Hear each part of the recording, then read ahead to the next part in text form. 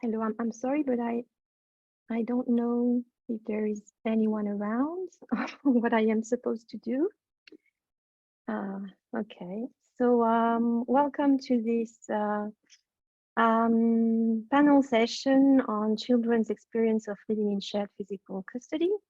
My name is Merla. I'm professor at the Catholic University of Louvain, Belgium, and I will be presenting together with Sarah Mourou, colleague from the KU Leuven. So we have 3 presentations in this session. The first one is about the judicial treatment of requests for shared physical custody in Belgium, evaluation criteria and family normativities. The second one is entitled Children's Sense of Home in Shared Physical Custody, Creating Stability in a World in Motion. And the last one is entitled Divorced Families Facing Italian Lockdown. So the 3 papers are connected because they are all part of the same research project that will be presented in more details in the first presentation around judicial treatment. So I think now that the IT can start the videos, please, starting with the first one on judicial treatment.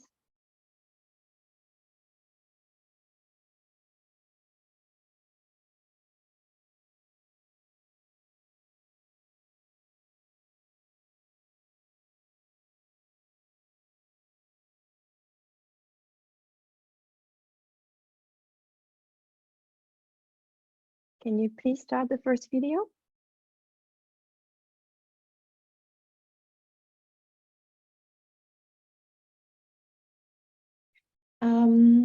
So this is the first of the 3 presentations from this panel, which will focus on the judicial treatment of SPC requests in Belgium, evaluation criteria, and family normativities. This first presentation is part of a broader research project that was conducted between 2016 and 2022 called Mobile Kids, Children in Multi-Local Post-Separation Families. It was financed by the European Research Council. And it's a research in sociology. And the key question that we asked during this research was trying to understand how and under what circumstances children aged 10 to 16 appropriate this mode of living. So the question was not asking whether it's good or not for children to live in egalitarian shared custody arrangements, but rather start from the point that hundreds and thousands of children live in those family arrangements, but we know very little about the practices, the strategies, and the skills that children develop to appropriate and make with this lifestyle.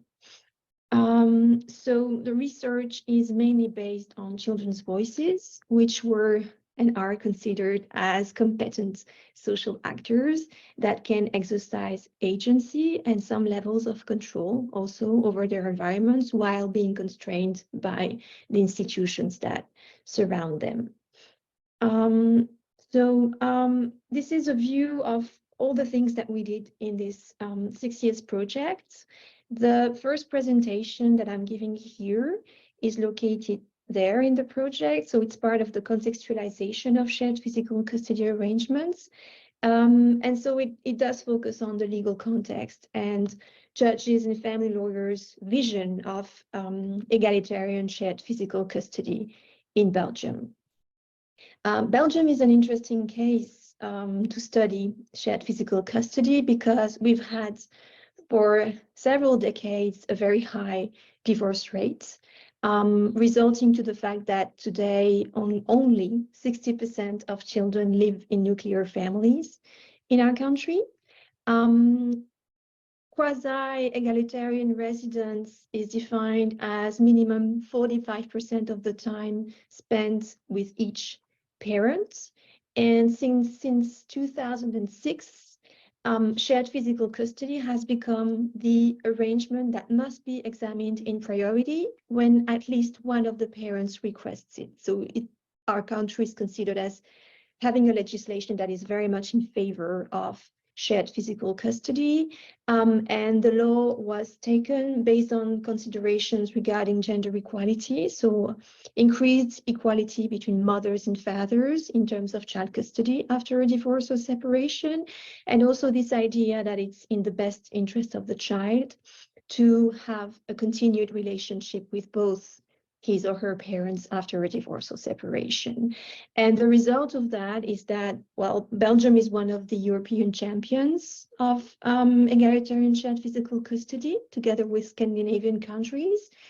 And in Belgium, more than 30% of children from divorced or separated families live in shared physical custody. So the research questions that we addressed here concerned the legislation and its application based on the fact that Belgian judges must actually justify in their decisions why egalitarian physical custody is not in the best interest of the child. So the idea is not to convince that it's good. The idea is to show why it cannot be applied. So the starting point is that it can be applied, and then the judges have to, if they have a negative decision, explain why it is not feasible. The idea is that examination of cases must be drawn by a case-by-case logic, meaning that there is no fixed set of criteria to examine in the law. And that results in the fact that there's a lot of room of maneuver and interpretation on the side of the family judges. So the question that we asked in this part of the research was which criteria judges and family lawyers use in their practice. How are those criteria evaluated and weighed? And more broadly, what is the underlying normative conception of the family that guides judges' decision?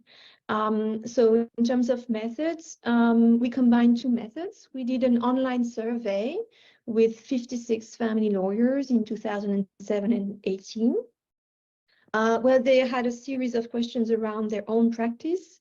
And also we asked them to use the data from cases that they had recently had in their practice and share the details of those cases with us in the survey. And we completed that with in-depth interviews with 8 family judges in Belgium. So some key results from the survey with family lawyers. Well, probably the key result is that there are 3 criteria that seem to be transversally mobilized against egalitarian SPC, be it by the lawyers themselves or by the judges in the cases that they submitted in the survey. The first one is the young age of the child, so child being under 3. The second one is the parents' lack of temporal availability to actually care for the child. And the third one is the geographical distance between households. Now, I have to remind you that Belgium is quite a small country, so when we talk about geographical distance, it can sometimes be much lower than in other countries. But the idea is mainly that if parents don't live in the same city, it is not a good environment for shared physical custody. So if we look more in depth into those results, on the side of the lawyers, the opinion is very widespread amongst them. There's a large consensus. More than 50% of lawyers consider, when they advise their clients, that these 3 criteria are playing against egalitarian shared physical custody.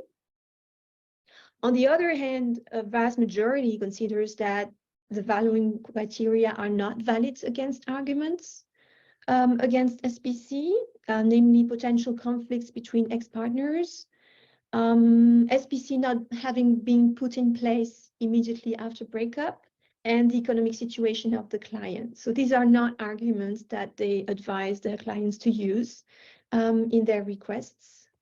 And then there are 3 criteria that can be both playing in favor or against SPC, the child being over 15, pre-existing conflicts between the parents, and the child's objection to SPC.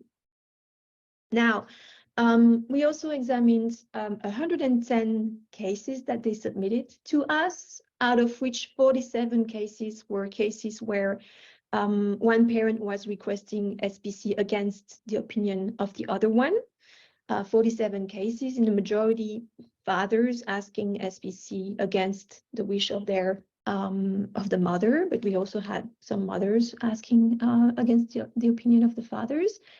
And in those cases, we do find similar criteria, but here the case-by-case logic is much stronger. And so there is not like widespread, like more than 50 cases with the same criteria being put forth. But the three transversal criteria that we identified with the lawyers come back here as being the ones that are the most often mobilized, but that's only in 28% of the cases. Now, if we want to dig deeper into these results, it's actually interesting to look at what the judges told us when we interviewed them. So these are some very quickly key results from interviews with the judges. So the case-by-case logic was confirmed. So it's really this idea that you should really examine each case and take into account the specific situation of the case that is being submitted to you, rather than, you know, having a list of criteria pre-established that you tick. The second very important point was that when parents agree on something, the lawyers respect the parents' agreement and decision. So it's very this idea that parents know best, they are the ones in charge, and the judge should then follow the decision. This means that, for instance, when parents agree to put in place SPC for a very young child or even a baby, they will respect that decision. Now, when it's their mission to decide whether or not to put SPC in place for a very young child, the widespread opinion is to go for a gradual implementation rather than, you know, immediately implementing one week arrangements, for instance. So maybe the child will stay with the mother but spend days with the father, and then progressively, as the child grows up, will start sleeping over at the father's, and then move towards progressively shared physical custody arrangements. And the key reason for that, when in the judge's testimony, was that there is, in their view, a lack of scientific evidence that SPC is not detrimental to very young children. The reason why geographical distance is considered as being somehow negative is that, in their opinion, it plays against the stability of the child's social environment, and it's very important for them that the child keeps the same school, be able to still see his friends, and so really to preserve the social environment, even if there is a divorce or parental separation. Here, another criteria comes up more strongly. It's the material capacity to hold a child, and there is still this very strong normative idea that children should have their own bedroom, possibly. If it's not possible, it's okay to imagine that children can share bedrooms, but yeah, it's still very important that both parents can give decent material environment to their child in terms of housing. Now, violence, addictions, and parental unreliability is considered as incompatible with SPC, provided that it's proven by a solid proof. But conflict between the parents is not necessarily considered as playing against SPC. And some judges say that, of course, if parents divorce, they are in conflict. So conflict in itself is not a reason for not considering shared physical custody. It has to be weighed against other criteria and the general situation of the family and the child. And then last, they are in favor and think it's important to listen to children's opinion, but they all insist that the final decision's weight should not rest on the children's shoulders. So it's important to listen to them, but they should not have the impression that it is them who will decide in the end, because this is not a way that should be carried by a child. And they also insist that it's not always easy to understand what's the real opinion of the child beyond what he's claiming during the hearing. Now, some very quick conclusions. We notice in terms of normative models that there is a tension in the judges between egalitarian visions of mothers and fathers' roles in childcare and a more traditional vision. The more traditional vision is very, very strong when it comes to young children. So there is still this idea that when the child is a baby or a toddler, the mother is a key person in the life of the child. And they resort to some quite essentialist also visions of the mothers, talking about mother's instincts, wolves mothers, and so on. And then more broadly, the normative model that guides the decision is still a nuclear family. So when asked, they consider that the best possible family arrangement for a child is a nuclear family, which is quite surprising considering that so many children in Belgium for so many years now have been living outside of nuclear families. So we might expect new normative models to arise. But it's very difficult because SPC in particular challenges the vision that we have in our sedentary societies around children's education and family configurations. And so the judges are confronted with a challenge of inventing new lifestyles without having enough scientific references. So there is research on SPC, but it's mainly research in psychology, mainly with quantitative, with the parents rather than the children, and the results are quite contradictory.